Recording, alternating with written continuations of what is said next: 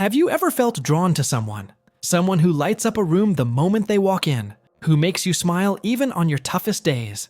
That's exactly what happens with Itadori, the main character of Jujutsu Kaisen. Picture this: a young, outgoing guy, full of contagious energy, who always puts others before himself.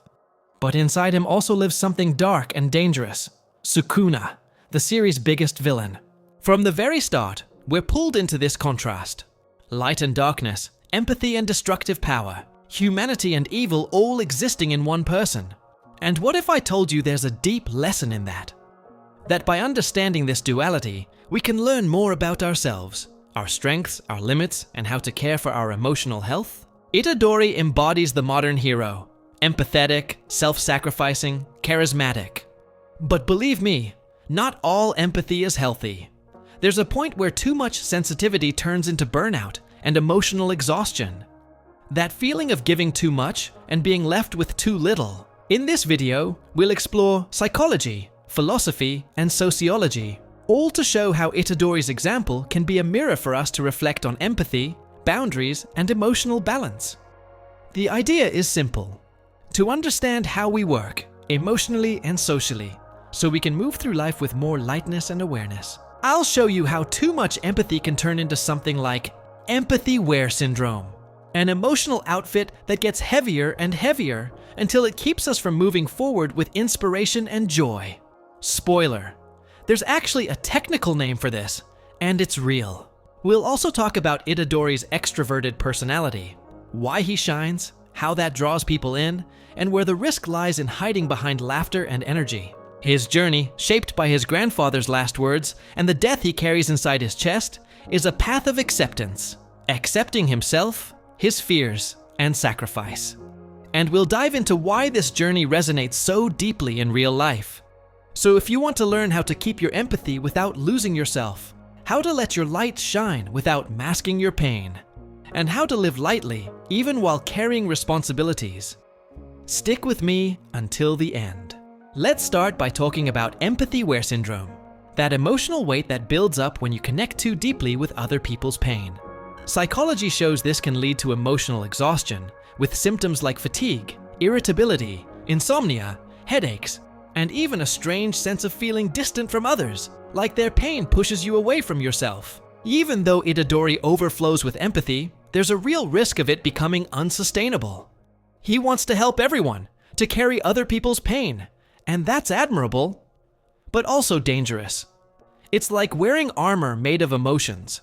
Eventually it gets too heavy and can crush anyone trying to bear it all alone. In psychology, empathy shows up in 3 ways: cognitive, which is understanding someone; emotional, which is feeling with them; and compassionate, which is doing something to help. Itadori does all 3, but often crosses the line between feeling and suffering too much.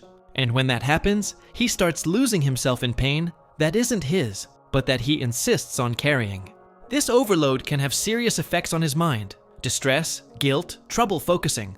Classic signs of what's called empathy burnout. If he doesn't make space to care for himself, empathy turns into a burden. Psychologists say you need balance, using empathy without being consumed by it. That means setting boundaries, practicing emotional self-regulation, and even therapies like CBT or mindfulness. Philosophers have long warned about feeling too much. Aristotle said virtue lies in the balance. Running from empathy to avoid pain is just as harmful as diving in with no limits. You have to find that sweet spot where you can care without destroying yourself, keeping your heart open, but also protected from what's too heavy to carry. Throughout the story, Itadori learns he can't save everyone, a key moment of growth.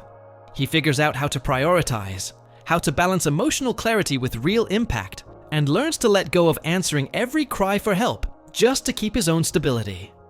So here's my question for you. Where do you let yourself get consumed? Where do you hide your exhaustion behind a smile? And how far do you need to go to finally find your balance? After understanding the dangers of too much empathy and emotional burnout, we get to Itadori's sacrifice. He doesn't just carry deep empathy, he also lives with Sukuna inside him, a destructive, terrifying power he has to accept, face, and learn to live with. All of this is heavy, really heavy. He hides his emotions behind his well-known smile, what's often called a depressive smile. It's a mask many people wear, looking fine on the outside while struggling inside. Psychology shows that suppressing feelings builds tension, headaches, self-esteem problems, and can even lead to physical illnesses over time. Philosophers and modern thinkers say that while trying to stay positive is natural, pushing down negative emotions is like trying to patch a leak with glue. It might seem to hold for a while, but the problem always comes back worse. By holding back tears or anger, Itadori lives with this internal conflict every day. He suffers from losing someone he loved. His grandfather's death left him with guilt and heavy responsibilities. This lights a fire of anger in him, a force that, if channeled well, could push him forward. But if he suppresses it, it turns into a silent burden, wrecking his emotional balance. This bottled-up anger, mixed with overwhelming empathy, is a dangerous combo.